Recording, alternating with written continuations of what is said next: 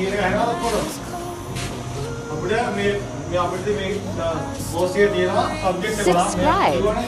අපිට තියෙන එකේ මේකේ තියෙනවා මේ සොයුරිනල් ලෙවල් එකේ සබ්ජෙක්ට් එක. මේකට නම් මේ ඔක්කොම පාවිච්චි කරන්නේ. මේකින් කරන්නේ මේ හැමෝම මැසේජ් හරි ගන්න මේ දෙපා පාවිච්චි කරනවා. මේ දින දෙපා මෙලලා දෙපා කියන්නේ මේ දෙක වෙනම තියෙන්නේ මේක ආවිල්ලා අපි යන්න සුපාසියා ගන්න අපිට තියෙන්නේ බ්‍රෑන්ඩ් එකක් ළඟ ඉන්නවා. ඒ බ්‍රෑන්ඩ් එක මේ ඊටවත් දුන්නා ඒ ගිය හදන්න ඊටමෙ. ඊළඟ අපිට කාටද දෙන්නේ?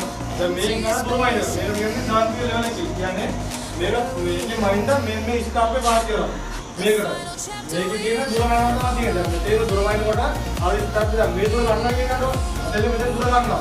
මේක මැෂින් මෙතන ලෙවල් කරලා අර කඩක් ගිහලා අපෙන් තියනවා. ඒක මේ මෙතනින් ඈත් එක බලන්න පුළුවන්. මේකෙන් ඈත් එක බලපුවම දුර පේනවා. දැන් අපිට මේ බ්‍රෑන්ඩ් එක තුනම බ්‍රෑන්ඩ් එකේ බිඳුම් තියෙනවා. ඒ බිඳුම් වලට අදාළ විදිහට අරගෙන දුර මැල්ල කරලා හදා ගන්න ඕනේ. මේ බ්‍රෑන්ඩ් එකට.